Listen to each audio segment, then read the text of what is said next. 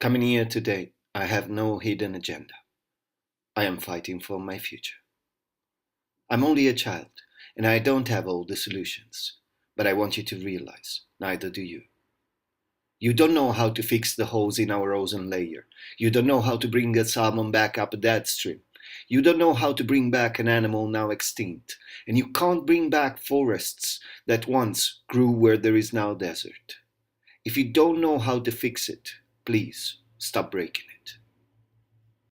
These were only some parts of the speech given at the United Nations Conference on Environment and Development in Rio de Janeiro in 1992 by Seven Suzuki, a 12-year-old.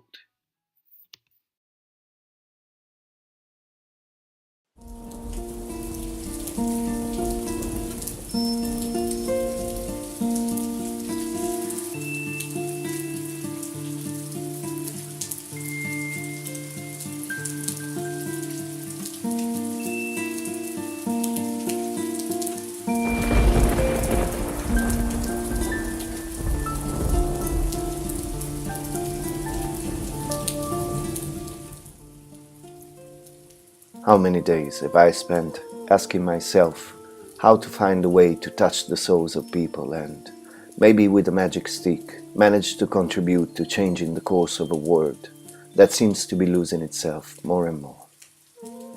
Where are we going?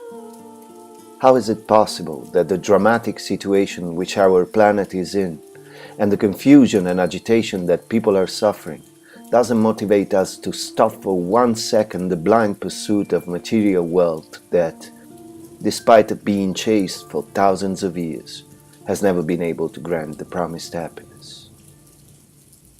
I don't know. Even so, today, on the day of my 40th birthday, I can't deny my heart the dream of attempting to do something for the many people that might feel lost and are silently desperate and suffering, and for those that might be still in denial of their suffering. And so, today, on this day that seems to mark a symbolic resignation from youth, I want to exert the right to all the recklessness that I might have left and throw it at the possibility of believing in that dream. Yes, the situation out there is complicated. Precariousness and economical instability fills people with anxiety and insecurity. At the same time, through suspicious and negative messages, a bizarre guarantee of safety influences the thoughts and actions of people, separating them from each other. And while pornographic websites teach our kids about love, our planet continues to be savagely consumed, as if its resources were infinite. There is too much money involved in that business, they would never close it down. The last century has seen the advent of extraordinary medias, which, through egoism and recklessness, have ended up transforming into means of manipulation, confusion, sufferance, and separation. Ironic, no? Communication that isolates and globalization that toughens up borders, kids asking for help and adults that don't care.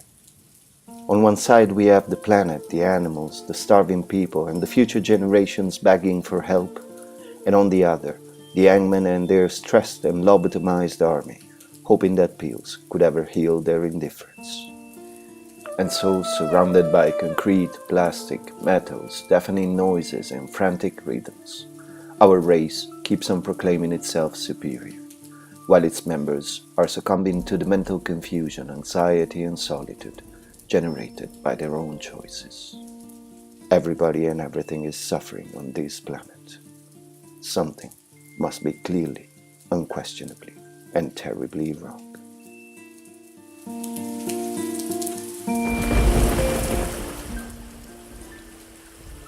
Who doesn't like love, serenity, lightheartedness, altruism, and sharing? We believe that these values are for people who are not cool enough. We have even persuaded ourselves that individualism and competition are signs of superiority. When a wound is open for too long, we end up resigning ourselves to its presence and start believing that coexisting with that pain is normal. Sometimes we even start believing that we like to have it, but it is no longer cool for it to be this way. wounds can be healed.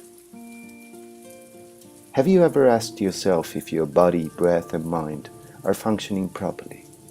Because this is what a human being is made of: body, breath and mind.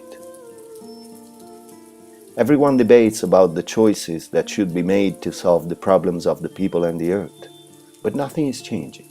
In fact, things are getting worse. What if it was our organism in all of its aspects that wasn't functioning correctly?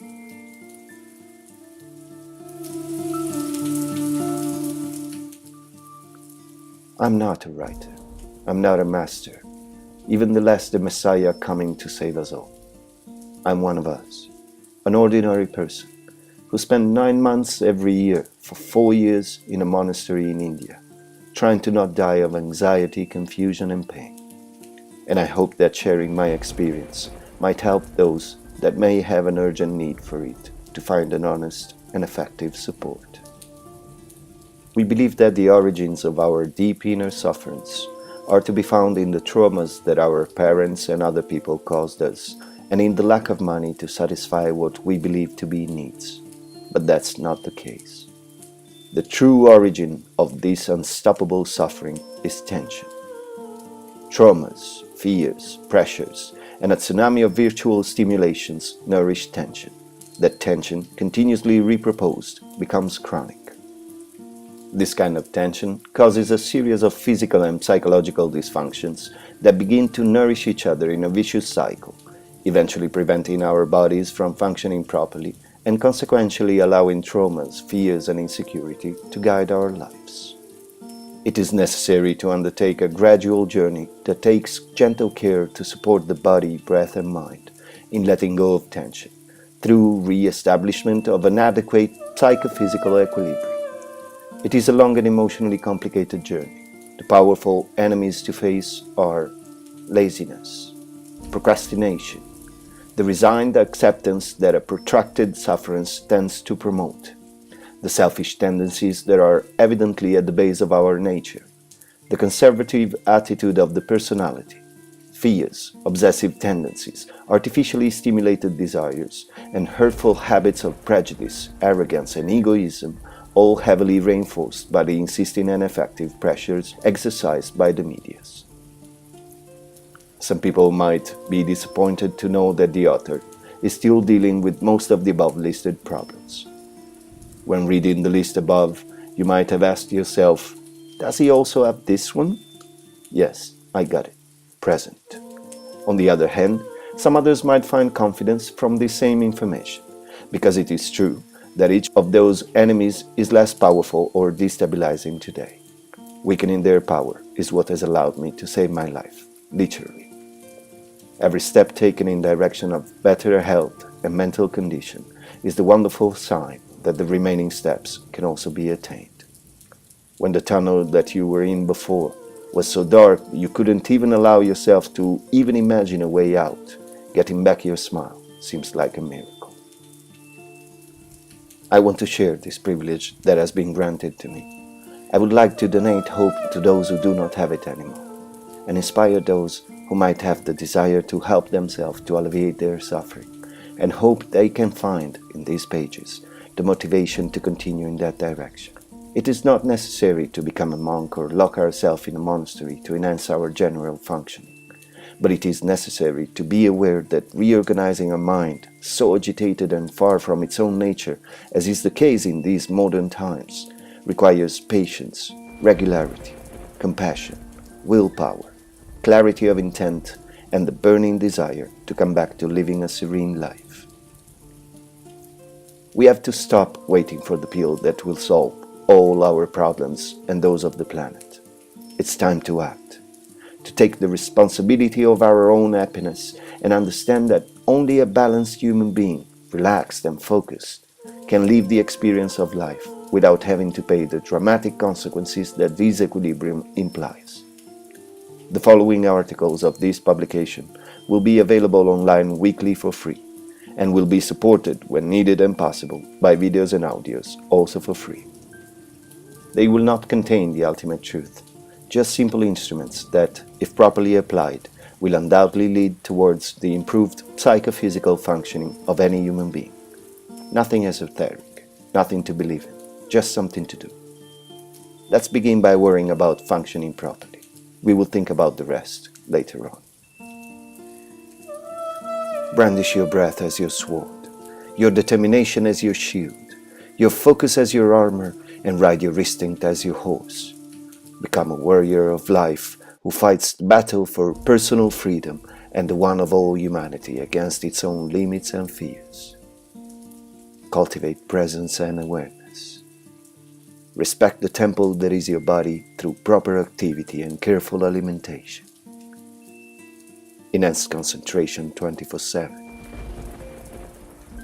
Train your body, breath and mind to flow through life as a continuous river of harmony, as one.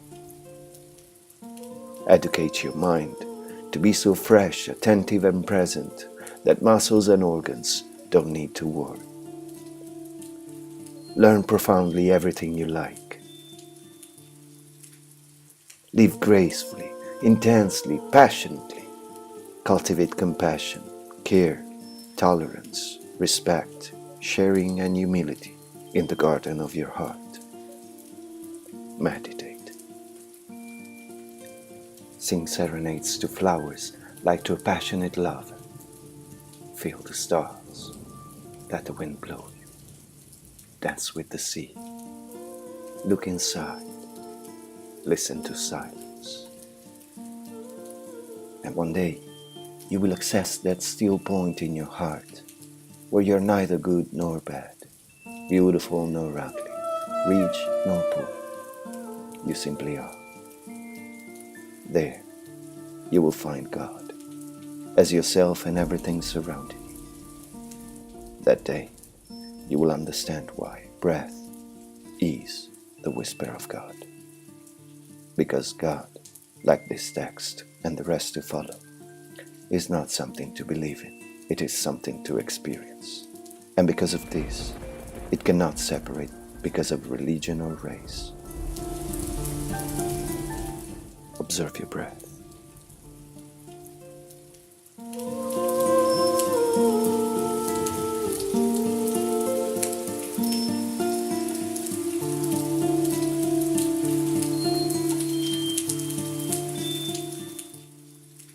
Dedicated to my master, Swami Vedabharati, disciple of Swami Rama of the Himalayas, and to all the masters of the Himalayan tradition that offered their lives to bring to us in its purest form through the centuries the knowledge of Raja Yoga, the royal path, to support humanity in the attempt to alleviate its suffering. As my master would say, all the knowledge included in this publication is theirs. Only the mistakes are mine. I mean it.